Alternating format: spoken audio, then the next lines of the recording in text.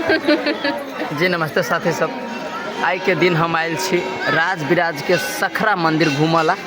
नज़ारा दिखा दियो। सखरा भगवती महारानी के दर्शन अहूँ सब करूँ। मन में जो विचार हब इच्छा हब से माता के आगाड़ी में प्रकट करियो।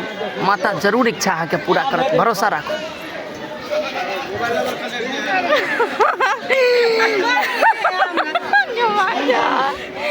सर हम देकर बोल हेलो नमस्ते सर प्रणाम सब कोई के। हम सब छिन्न मस्ता भगवती के महारानी के दर्शन कर आए छी और अहूँ सबके जे भीतर में मनोकामना है से माता भगवती का पूरा कर देता है।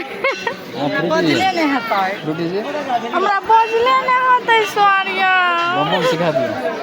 कहियो नहीं जे मंदिर में आकर दर्शन करू देवता को सब मनोकामना पूर्ण है तहाँ सबको। हम गोर लागे जाय छी हमरा नहीं आत बज